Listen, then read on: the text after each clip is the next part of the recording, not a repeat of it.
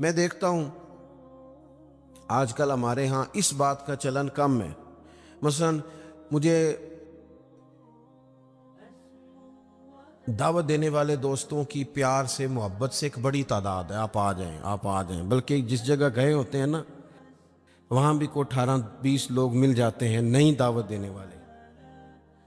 میں اکثر کہتا ہوں یار جو پچھلے سال تقریر کر کے گیا تھا اس پہ عمل کر لیا سب نے. اللہ تعالیٰ کا فضل ہے یہ میرا روزگار نہیں کہ میں نے دوپہر کو بھی پیسے لینے ہیں تو شام کو بھی لینے ہیں تو مجھے ذرا زیادہ جلسے مل جائیں گے تو دیہڑی اچھی ہو جائے گی. اللہ نے اس سے بے نیاز رکھا ہے. سوال یہ ہے کہ تقریروں کا، وعظوں کا، جلسوں کا مقصود بھی تو کچھ ہونا چاہیے نا. کیا مقصد ہے؟ روز 2 گھنٹے تقریر سنو اور عمل کب کرنا؟ دین کو عملاً. دین اسلام اس لیے نہیں آیا کہ اس پہ کھل کے مقالے لکھے جائیں، اس پر کھل کے تقریریں کی جائیں، ایک ایک کریں یہ کام بھی ضرورت کے لیے، حرج نہیں، لیکن یہ تو عملی نفاذ کے لیے آیا ہے نا.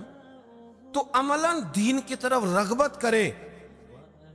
میلاد شریف کے موقع پر ہمیں زیادہ جوش دکھانا چاہیے دین پہ عمل کرنے کا، اس لیے کہ حضور سید عالم علیہ السلام کی بعثت مبارکہ کے مقاصد بھی تو اجاگر ہو کے سامنے ہوتے ہیں کہ نہیں. دوسرا مقام قرآن مجید میں اللہ فرماتے ہیں وَمَا أَرْسَلْنَا مِن رَسُولٍ إِلَّا لِيُطَاعَ بِإِذْنِ اللَّهِ. دنیا میں ہم نے جتنے بھی رسول بھیجے وہ اس لیے بھیجے کہ ان کی اطاعت کی جائے. رسول دنیا میں اس لیے آتے ہیں کہ ان کے پیچھے چلا جائے، نقش قدم ان کا اپنایا جائے، ان کے رستوں کا بندہ مسافر بنے. رسول اطاعت کے لیے آتے ہیں، ان کی فرما برداری کی جائے. میں آپ سے عرض کروں گا کہ یہ محبتیں بڑی ضروری ہیں. یہ محبتیں ہوں گی تو عمل کا جذبہ پیدا ہوگا. لیکن ایک دوسرا پہلو بھی یاد رکھیے گا، رسول پاک آئے ہیں فرما برداری کے لیے.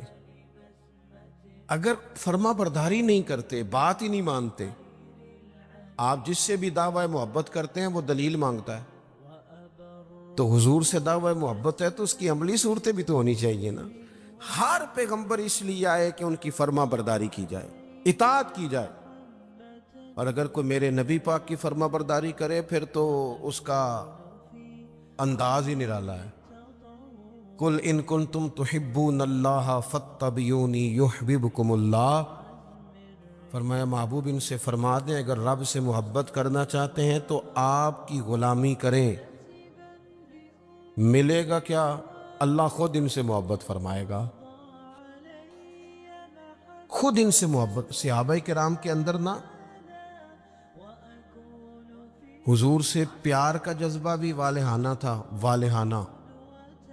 نبی کریم وہ آج کل کچھ لوگوں کو یہ بھی غلط فہمی ہوتی ہے نا جی مروج دکھائیں اس کا حکم ہے، حکم ہے یہ بڑی نہیں آپ یہ بتائیں. تو میں کہتا ہوں حضور نے حکم دیا تھا کسی صحابی کو کہ میں کلی کروں تو میرے منہ سے نکلا پانی چہرے پہ مل لینا. حکمن کہا تھا کسی کو کہ میرے ناک سے بلغم نکلے تو چہرے پہ مل لینے، کہا تھا، لیکن وہ ملتے تھے کہ نہیں ملتے تھے؟ والہانہ پن تھا، حضور کے ساتھ پیار تھا، والہانہ شوق تھا. لیکن جس طرح پیار والہانہ کرتے تھے نا، والہانہ، اس طرح بات بھی والہانہ ہی مانتے تھے. بات بھی پیار ہم بھی والہانہ کرتے ہیں. ہمارے ہاں کہتے ہیں نعرہ لگاؤ، پھر زور سے لگاؤ، پھر دونوں ہاتھ کھڑے کر کے لگاؤ، پھر جناب اس طرح کر کے لگاؤ. یہ ساری باتیں ٹھیک ہیں، یہ والہانہ پن ہے، اچھی بات ہے، لیکن یہ بھی تو بتائیں کہ حضور کی بات بھی والہانہ مانتے ہیں.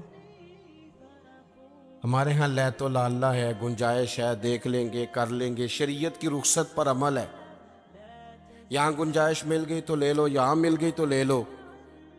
صحابہ تو بات بھی والہانہ مانتے تھے. حضور جمعے کا خطبہ دے رہے ہیں، ایک شخص اٹھ کے کھڑے ہو گئے، اللہ کے محبوب نے فرمایا بیٹھ جاؤ. ایک صحابی اس کونے میں تھے ابھی مسجد کے قریب، ان کے کان میں آواز گئی بیٹھ جاؤ، وہ وہیں بیٹھ گئے. ایک اس کونے میں تھے. ہمیں واضح احکامات دین کے مل جائیں تو اس میں بھی گنجائش ڈھونڈتے. उस कोने में थे, कानों में आवाज गई बैठ जाओ तो वो वहीं बैठ गए। इस कोने में थे एक, उनके कान में आवाज गई वहीं बैठ गए। अल्लाह करे कि आप मोबाइल थोड़े कम चलाएं और मेरी बात ज्यादा सुने। दुआ की है, आमीन तो कह देना, चलो दुआ में तो शामिल हो जाए ना। अल्लाह ताला दुआएं तो करनी चाहिए ना, अल्लाह कबूल फरमाता है अपने बंदों की दुआ। दोस्त, वाज़े हुक्म मिलने के बावजूद भी लोग, वाज़े अहकामात के बावजूद भी उसमें लोग गुफ्तगू करते हैं, कल परसों तरसों का नाम लेते हैं। हुजूर ने मुतलक का नाम नहीं लिया, जिसके कान में आवाज गई वहीं बैठ गया। ये वो नज़ारे हैं जो ज़मीन ने देखे हैं, आसमान ने देखे हैं। इतनी वारफ्तगी हुक्म मानने में, इतनी वारफ्तगी। बैठ गए। तकमील जुमा पर महबूब ने फरमाया, आप कहाँ थे? या रसूल अल्लाह सल्लल्लाहु अलैहि वसल्लम, वो आपका हुक्म आया तो मैं उसी कोने में बैठ गया था। आप कहाँ थे? हुजूर हुक्म मिला तो उस कोने में बैठ गया। आप कहाँ थे? हुजूर हुक्म मिला तो मैं उस कोने में बैठ गया।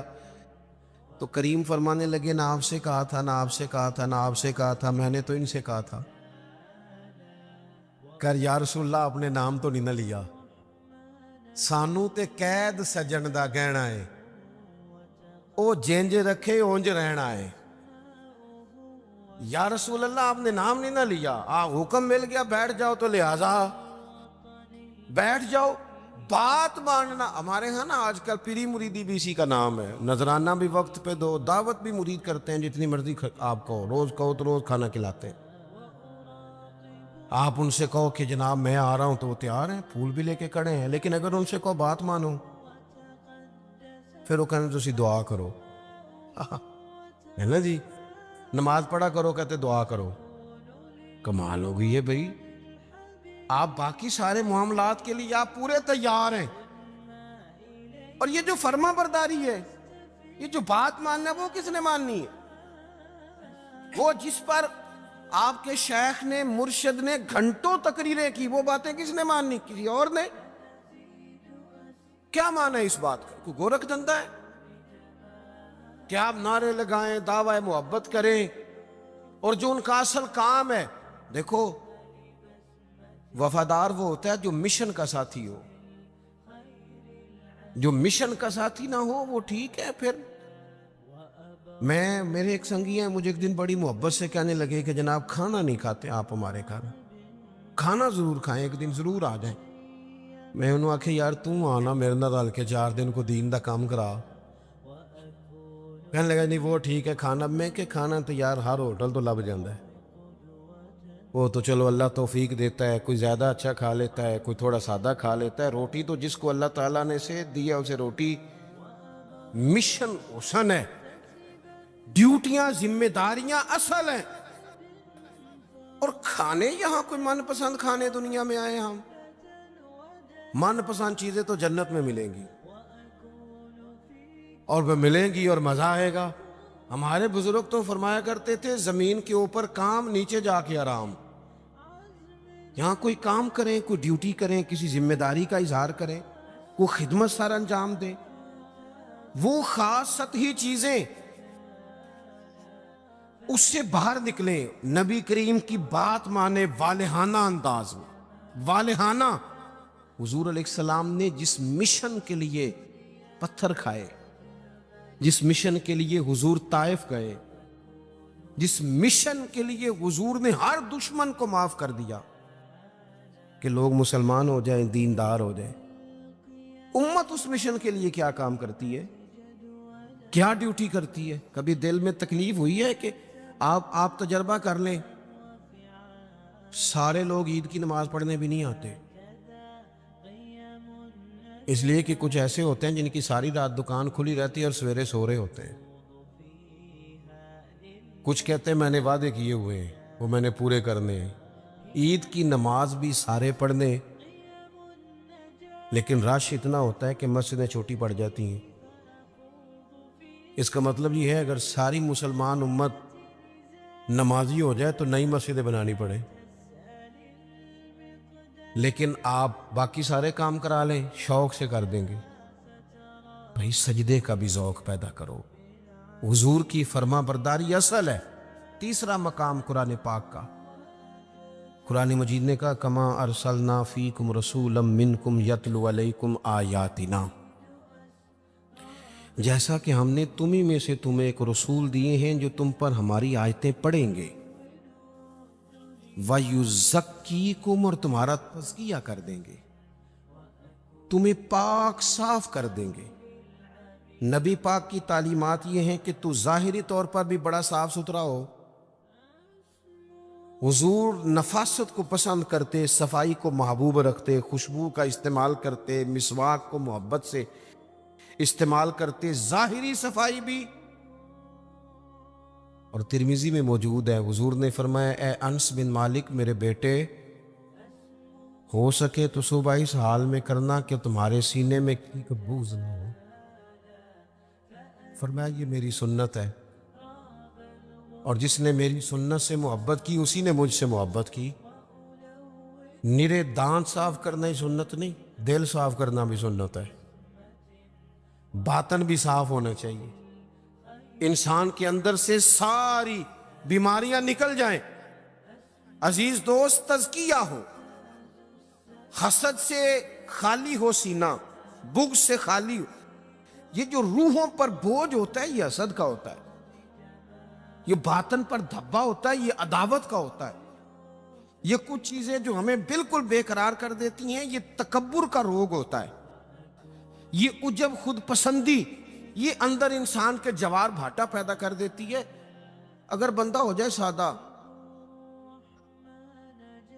حضرت باجدید بستامی رحمۃ اللہ علیہ کھڑے تھے تو ایک شخص نے آپ سے پوچھا حضرت خواجہ پیر باجدید بستامی سے ملنا ہے.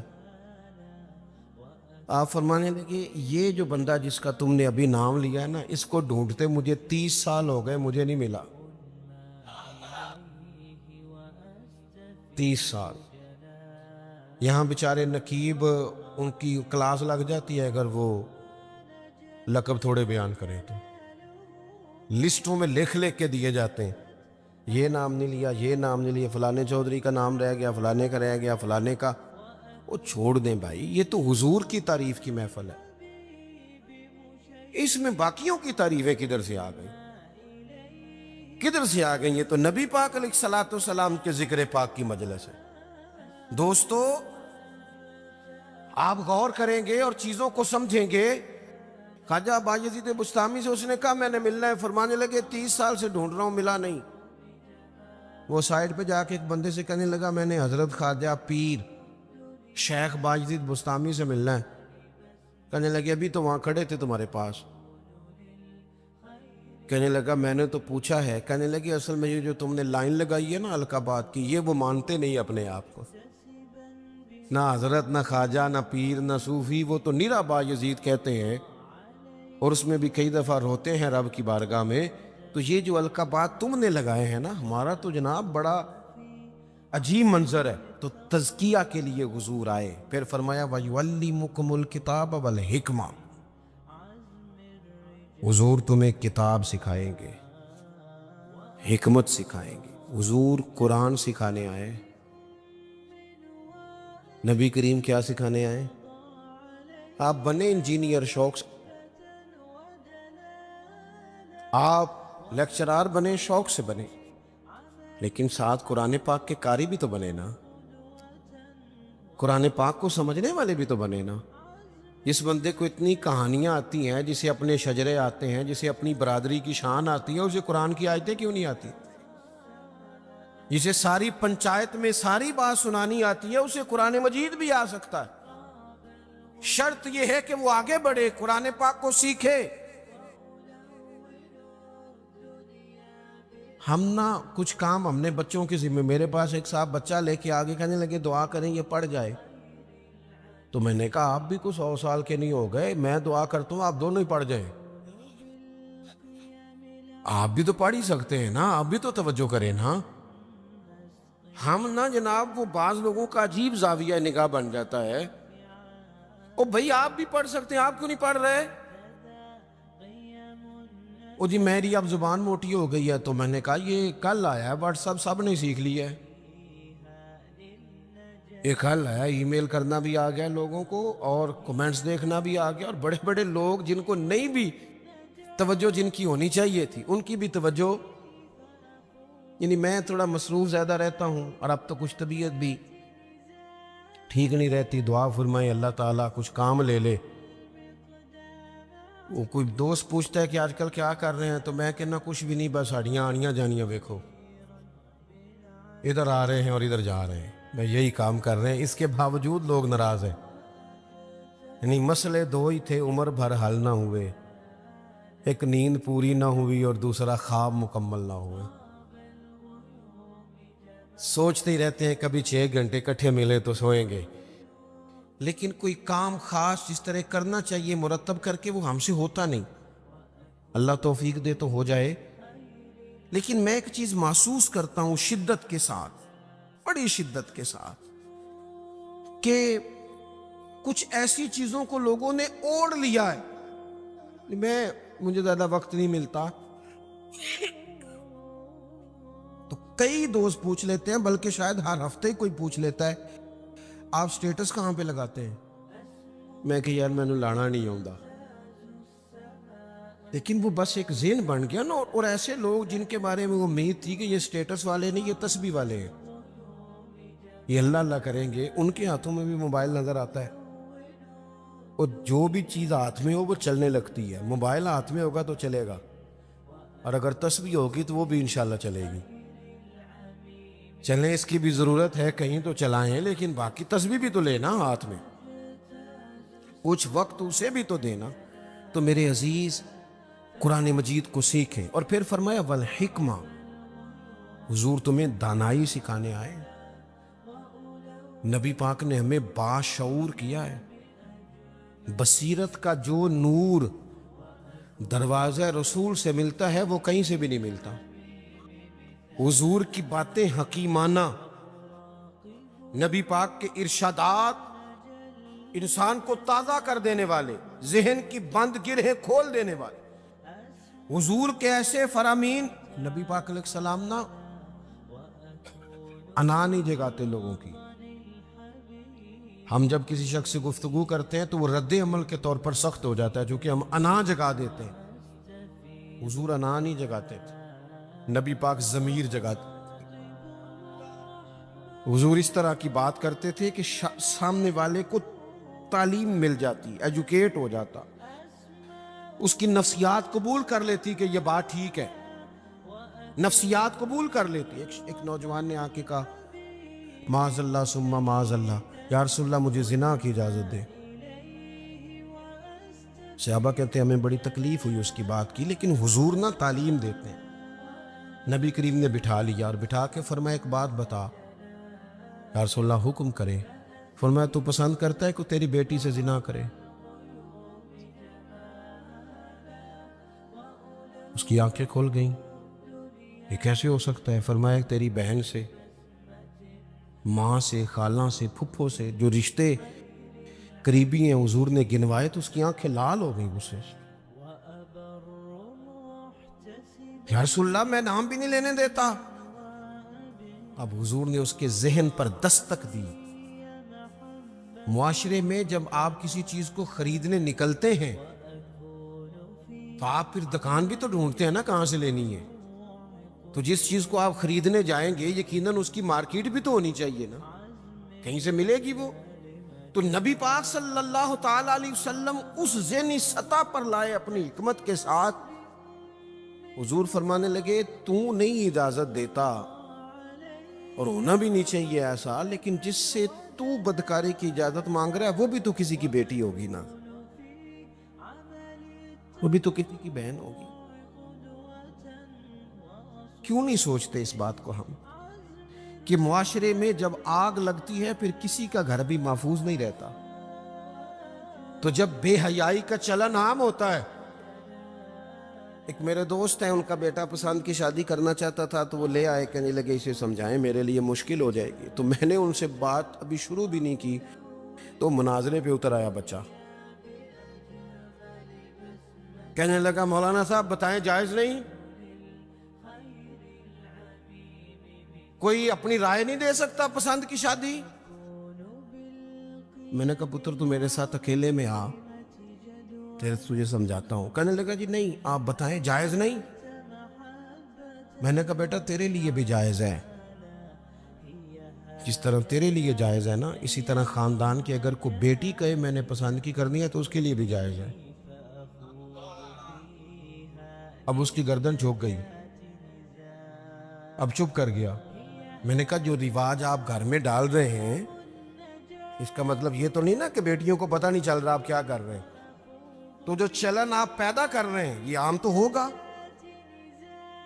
تو اگر بیٹی کل کو کچھ اٹھ کے مطالبہ کرے، وہ کہے کہ جس فلسفے سے اس کی بات مانی جا سکتی ہے میری بھی مانی جا سکتی ہے، پھر آپ کا کیا خیال ہے؟ تو بعض اوقات اللہ توفیق دیتا ہے، کسی کی سمجھ میں بات آ جاتی ہے، اس کی سمجھ میں آ گئی۔ اور میرے بھائی جب کسی کچھ چیزوں کا چلن عام کرو گے نا، علاقے چھوڑ کے چلے گئے ہیں بہت سارے باپ، بستیاں چھوڑ دی لوگوں نے، صدیوں سے جہاں خاندان آباد